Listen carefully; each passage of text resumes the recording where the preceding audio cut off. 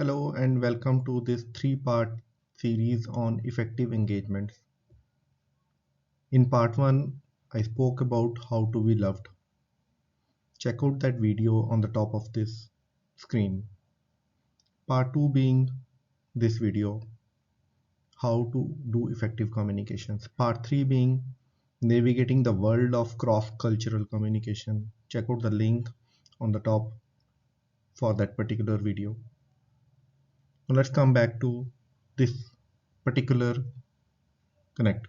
We all believe we are good when it comes to communication, but it is not just about communication. It is about how effective we are when we are talking to people, when we are relaying our message, whether that message is being received in the right intent, in the manner that we want to. So get ready to elevate your communication game. Join me in this video, which is going to be quite insightful. It will provide practical tips on clear and impactful communication. So, say farewell to confusion and embrace the art of meaningful connections. Let's ensure every word of ours, be it written, verbal, or even body gestures, they resonate with the audience with whom you are communicating. This is your guide to effective communication, and it starts now.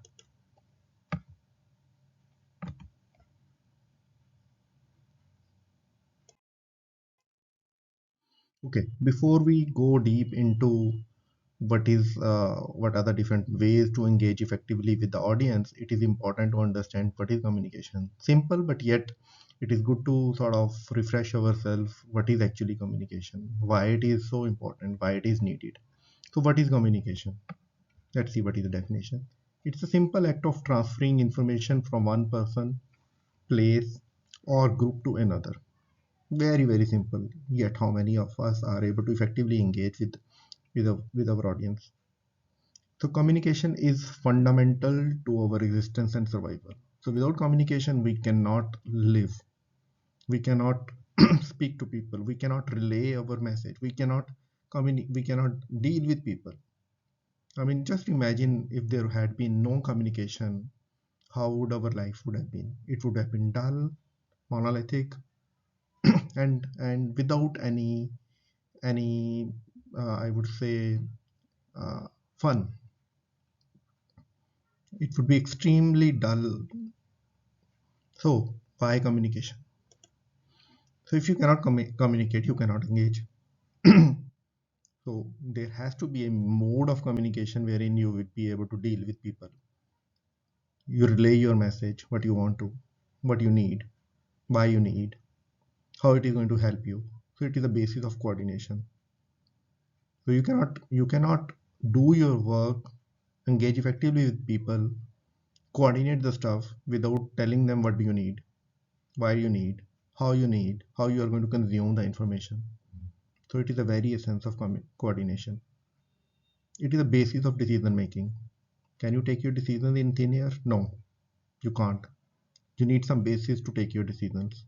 The decision can be in the form of information that is provided to you orally, via data, in written form, via different means, which allow you to take informed decisions. And it is a great tool in keeping people motivated. So if you are doing good work and you are not appreciating the people who are doing good work, will they be able to keep up with the momentum? Will they be able to perform? So you have to give them a pat on the back. And can you do that without communicating that? When you say pat on the back, you are using your body gestures, you are using your arms to sort of applaud somebody, or you may be writing a good email appreciating somebody, or you may be saying some words in the presence of someone in the team or certain other people as to the good work being done by others. So it's a great tool in keeping people motivated. Without that, it is not going to work. So without communication, just imagine, nothing is going to be possible within the world. It will be a dull world. wherein things will not move according to what you want, the way you want. So that is why communication is important. If you go back to the let's say, I mean, earlier ages when cinema was introduced, we had only movies wherein we don't have any sound. They were relaying powerful messages. It started with that. Later on, we had movies which had sound that made it even more effective to engage with people. Now we have different means of communication. You have instant messaging, you have emails, you have phones, you have different other means and modes of communication wherein you can effectively engage with people. But what is important is that how you engage with people. That's what we are going to talk about in today's session. Okay. So before we go, this is Amit Mahajan, your passionate coach and mentor. In today's call, I'm going to walk you through this agenda. We have already seen what is communication, why it is so important. We're going to talk about the communication process. What are the challenges or barriers that we come across when we engage with people? What are the different types of communication? There are going to be some surprises in over there. What are the 7 C's of effective communication? We're going to spend some time around that and how you can develop effective communication skills and the role of technology in our communications and the takeaways. Let's move on. Let's understand the communication process. So what are the key components of the communication? There is sender, the person who is initiating the message, there's the message in itself, the information, an idea or emotion being conveyed, the mode of communication, the channel, the medium or method used to transmit the message. It could be spoken words, it could be a written text, or it could be body gestures. The receiver, the recipient of the message, then the feedback from the receiver, how he or she is interpreting the message, thereby completing the communication loop. Now, what is the importance of clarity? The success of communication process relies on the clarity of the message and the effectiveness of its transmission. So effective communication is essentially a two-way street that involves just not relaying your message in whatever form, but also listening and interpreting the feedback from the receiver. So without listening, without interpreting what the feedback is, the effective communication is baseless. It will not be complete. So the clear communication leads to greater understanding, lesser misunderstandings, and more successful outcome in our professional and personal interactions. Okay, then we need to understand the challenges and barriers in effective communication. So first and the foremost, semantic barriers. When we are speaking, we may be probably speaking the right words, right, making the right statements, but there are many a times without we being realizing that the words, the vocabulary that we are using is not appropriate for the communication. We may be using wrong words, we may be using faulty translations without realizing, which is susceptible to different interpretations. So we need to take care of those semantic barriers. Psychological barriers, very, very important. So if you are running high on emotions or are feeling sad, depressed, dejected, you should not be communicating. The reason being, when you are under such emotions, you will not be able to communicate effectively. Just imagine if you are angry, whether you will be using the right words, right sentences, right tone, right body gestures when you are communicating. It won't happen. And if you do that, there is a chance that you get into an argument wherein the communication essence will essentially be lost. So hold yourself when you are under extreme emotions from communicating. This is extremely, extremely important. Organizational barriers. Many a times, I mean, we are not allowed to communicate beyond our immediate supervisor because I mean the organizational structures or barriers uh, they do not allow us to communicate directly bypass the ladder. And many a time the information that is relayed from top to bottom or bottom to top, that gets distorted because of organizational structures, rules, and regulations. So this is also an important challenge or barrier in effective communication. And then we have personal barriers, equally important. I would say, in fact, the most important. When we are communicating with somebody with, with whom we have great relations, whom we trust, whom we respect, we are able to open our heart. We are able to tell them what we feel without ever thinking that we will be judged. So your trusted lieutenants, your greatest friends are your greatest supporters when it comes to communication. They will be able to provide you the right feedback. So unless and until, I trust somebody, I respect somebody, I have warm relations, I will not be communicating with that person. So I will hold myself up. So you have to build trust, respect, and relations to be able to effectively speak your heart out. Without that, it is not going to work. Can you communicate freely with a person whom you do not trust, whom do you not respect? You have to build those relations to be able to effectively communicate. It won't work without them.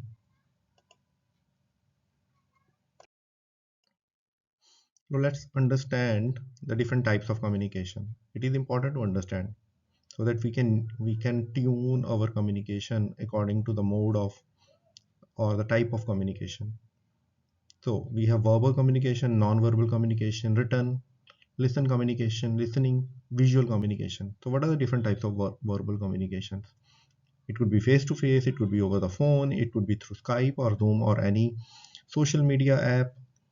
Then it could be chatting with friends and family directly, non-verbal, the way I am speaking to you, my eye contact, looking directly into your eyes, my body language, my gestures, my facial expressions, the tone of my voice, my body posture, my gestures. These are the different ways of non-verbal communication. And these are extremely important. You may be sort of saying good words, great statements, but your body gestures do not relay what you are speaking. That will render the communication inefficient. Written communication, it will be via the email, via the reports, via bulletins, via letters, via manuals, via telegram, and many more.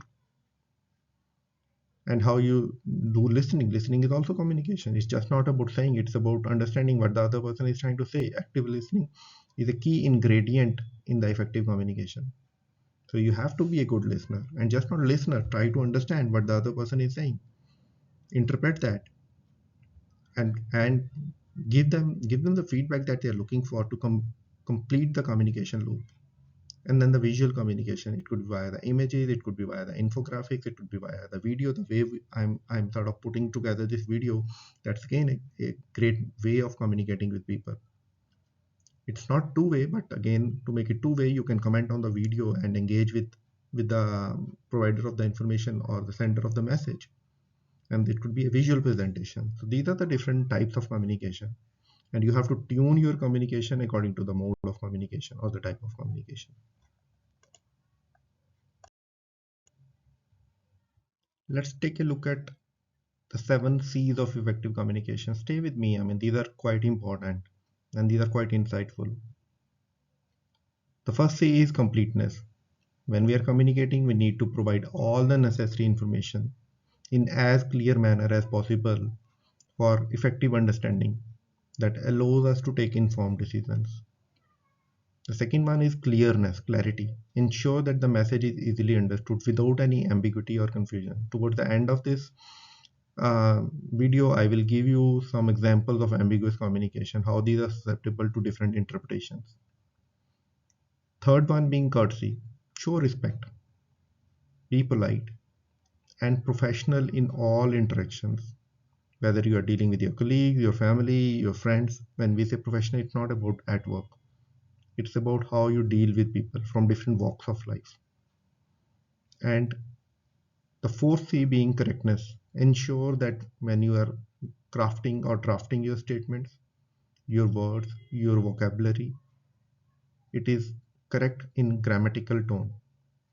It is having correct spellings when you're writing. It is having punctuations at the right point, because if you don't do that, your statements may be susceptible to different interpretations, and that could distort your communication. So you have to ensure your communication is correct and it is concrete, using specific facts and evidence for credibility. So your data is your best friend. So if you're using facts, nobody can challenge that. That that provides effectiveness to your communication. The people are able to believe in what you are saying via the data. And it has to be concise. Convey your message in as brief form as possible without unnecessary details or information. The more you write, the more it is susceptible to different interpretations and distortion. Consideration. Always consider your audience, what they are able to understand. Use the mode, use the dialect that they are able to understand. It is not necessary that you should be speaking in English or Hindi, whatever is the mode in which you are able to effectively relay what you want to say. These days, I'm recording this video in English. I could have recorded this in Hindi. It is about my audience, and Hindi is not bad, and English is not that great. It is dependent on your target audience. I just want to sort of share that about an orator. We had our former Prime Minister Atal Bihari Vajpayee. He was a great orator. In fact, when he went to United Nations, he used Hindi as the mode of communication because he was so good in that he was able to communicate and relay his messages in an extremely powerful manner using Hindi. So your mode of communication is dependent on your audience, as well as your ability to relay your message in a powerful manner using that mode of communication, using that language. So be considerate about your audience, engage with them, use the mode of communication that makes sense for them. We have spoken about different barriers in communication. We have discussed 7 C's of effective communication. Now, how we use them to develop effective communication skills.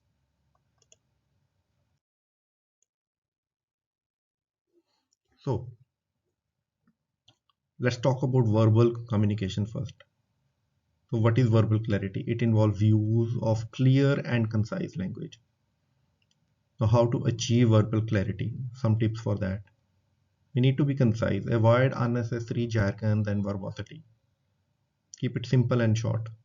Use plain language, choose words which are easily understandable. Structure of communication. Organize your thoughts in as logical manner. Start with the most important points first and then add on to the information. Avoid ambiguity. You have to be explicit to prevent any misunderstandings. There should be no source of misunderstanding in your communication. And be mindful of your tone, your pitch. They can greatly influence how your message is being received. And what is the impact of effective verbal communication? Clarity in verbal communication ensures that your message is heard, it is understood, and acted upon. Non-verbal communication. Non-verbal, unspoken language. The smile, your facial expressions, your body gestures. They play an extremely important role in conveying your message. They say action speaks louder than words. So that's what non-verbal communication is. Different aspects of non-verbal communication: your body language, as I said, your posture, your gestures, your facial expressions, your smiling face, your face with anger, the tone, your pitch, what you say, how you say can be as important as how you the vocabulary you use, the words you say. Your eye contact. If you are speaking to somebody and you're not having that eye contact, whether you will be able to communicate effectively, it's not going to happen.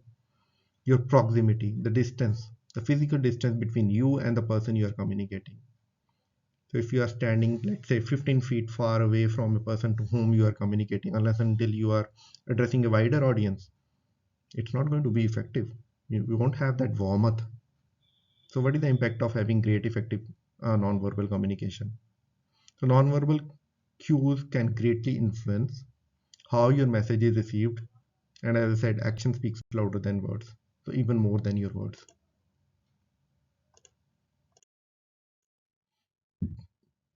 Now, written communication and writing is always fun. So you have to master how you write, what you write, why you write, when you write. It is an extremely valuable skill for conveying information, providing recommendations, providing documentation in the workplace, or I mean, generally in our personal sphere, we don't use too much of written communication. But whenever you write, whatever you write, it has to be written in effective manner. So, what are the different guidelines for written clarity? The first and the foremost, the structure and the organization. Use clear headings and bullet points to relay your message. That makes it easy to interpret. Always proofread your written communication. Many a times, I mean, when we reread what we have written, we are able to eliminate lot many errors, lot many mistakes. That makes the communication even more effective. That prevents misunderstandings. Again, tone and style. The words that you use, don't use harsh words. Be always polite and gentle. And your words have to match the context of what you want to say. It has to be according to the audience, and it has to be concise. Keep your written communication concise and to the point. Very important. Keep it simple and short. Keep it simple and crisp. And always be considerate of your audience. Tailor your message to the specific needs of whom you are communicating with, what they are expecting, what they want. That will make it effective. And what is the impact of effective written communication? A well written communication reflects positively on your professional attitude and your attention to detail. This is how important it is.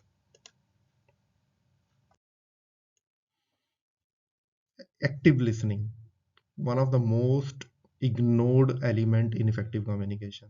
We say we are effective communicators, but how many of us are good listeners? Not many, very, very few.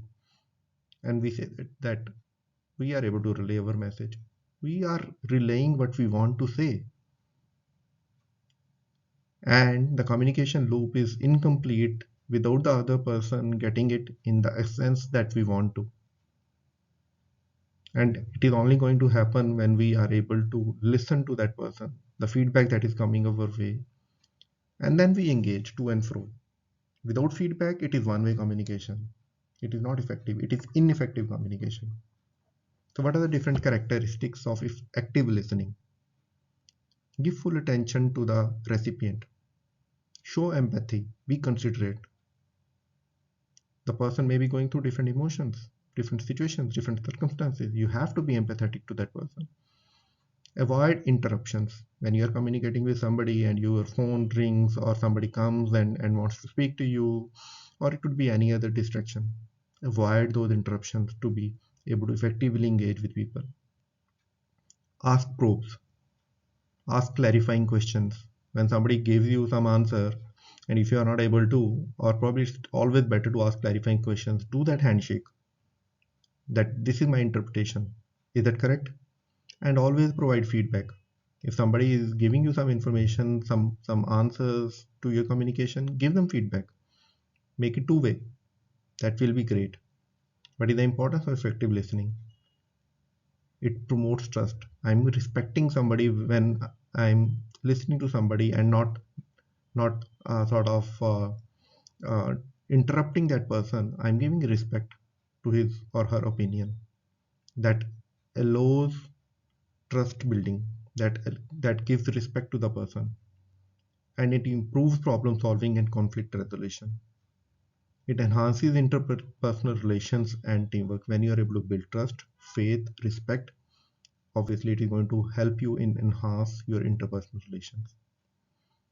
Practice active listening to become an effective communicator and foster positive professional and personal interactions. So, feedback and constructive criticism. Many of you may not have heard about that. What are the different types of feedback? Positive feedback, constructive criticism, receiving. Let's take a deeper look at that. So positive feedback reinforces what's working well. That provides motivation and encouragement. Constructive criticism, when you have trust, you have faith, you can provide constructive criticism as a feedback, addresses areas for improvement, offering specific suggestions for growth. And be mindful of that. Constructive criticism works when you have trust, faith, respect with the person to whom you are communicating. And then receiving feedback.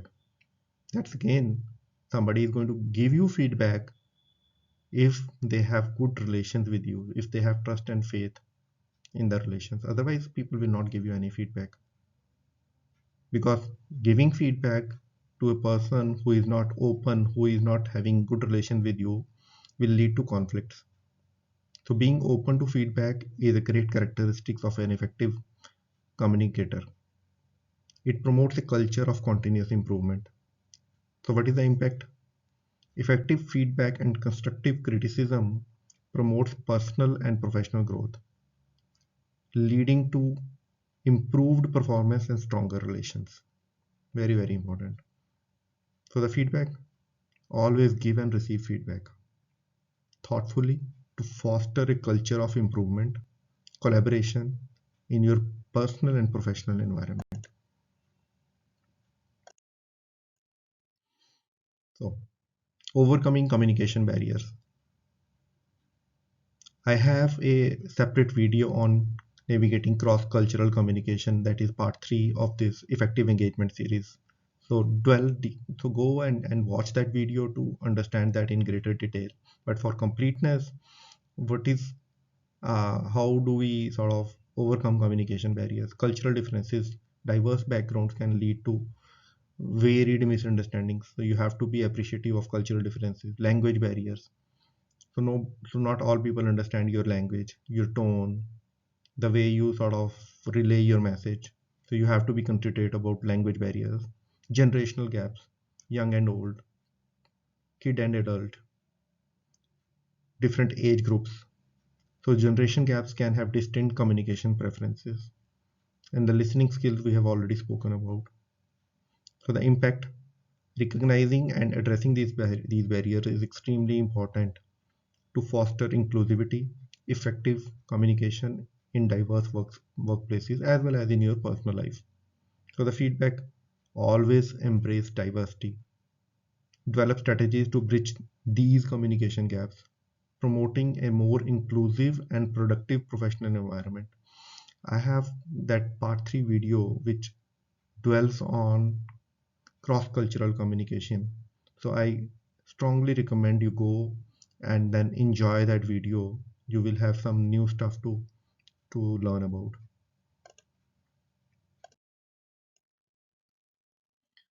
So the role of technology and communication, how they sort of relate, how they collaborate, the pros of technology. It is having a lot of efficiency. It enables efficiency in our communication. It streamlines our communication processes.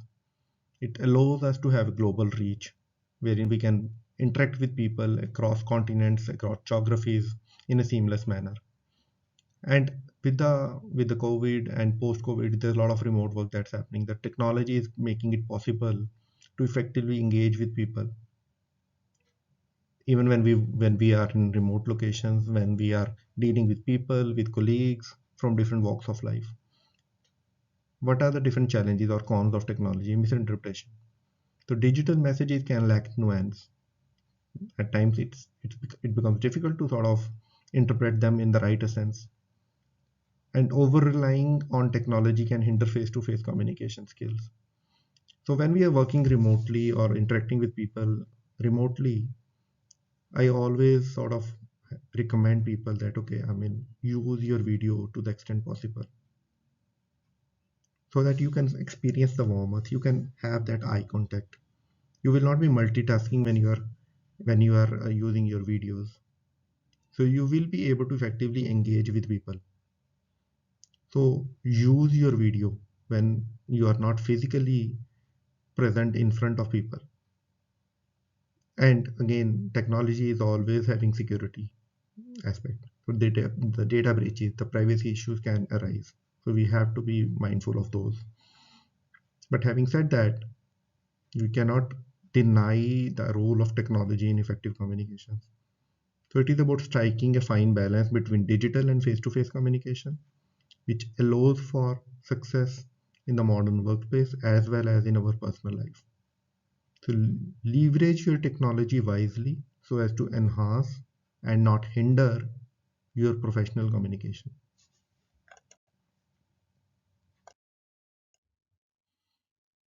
In the start of the session, I said that I'll share with you some examples of ambiguous communication. Now let's take a look at this. Let's take a look at this statement. Sarah gave a bath to her dog wearing a pink t-shirt. So I ask people that, okay, what is, some people say that, okay, I mean, Sarah was wearing a pink t-shirt or the dog was wearing a pink t-shirt. So the confusion is over there. So it is an ambiguous, perfect example of an ambiguous statement. The ambiguity is the dog wearing the pink t-shirt or Sarah. I have never ever tasted a cake quite like that one before. Now people, I mean, they get confused that, okay, whether somebody is pulling your leg, that, okay, I mean, the cake is awful or the cake is actually quite tasty. So the ambiguity is there. I mean, we don't understand that what is the intent of the person who's making this statement. So was the cake good or bad? Did you see her dress? Okay, now the dress is good, is beautiful, or it is bad, or one while she was dressing up, were you present along? So the dress is a noun as well as a verb over here. So the ambiguity is that whether the dress is good or when she was dressing, you were there.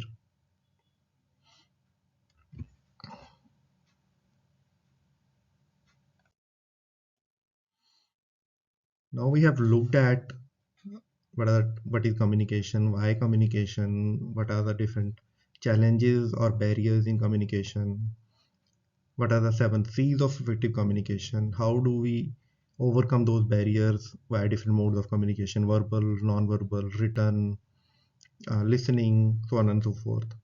What are the key takeaways? What are the conclusions from today's Connect?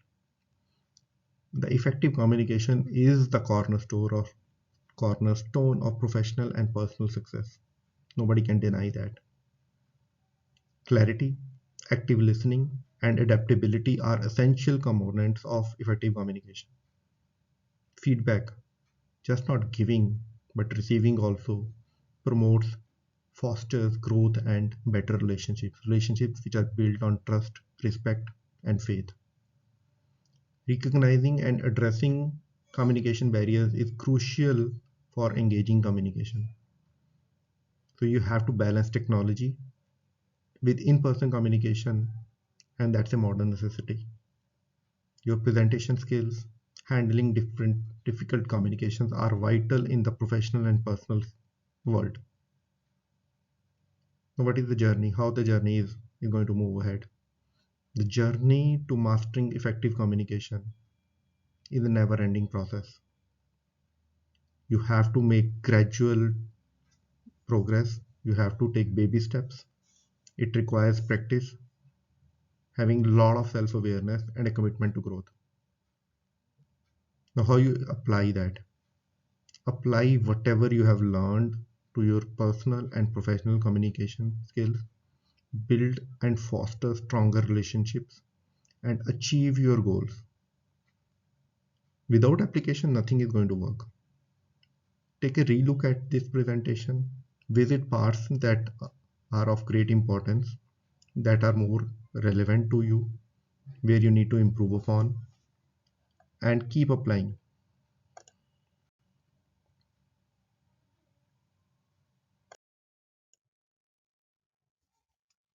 So if you like today's video and want to learn and interact on an array of similar topics, feel free to connect with me via any of these means. Do subscribe to my YouTube channel and click on the ring icon so as to not to miss any such video that I upload. And as always, it will provide me immense satisfaction if I'm able to contribute towards any positive outcomes in your life. Do share your thoughts around this video. I leave you today to ponder over how you are going to ingest and implement the things discussed in this video. With this, I'm your host Amit Mahajan signing off today. Be your best always.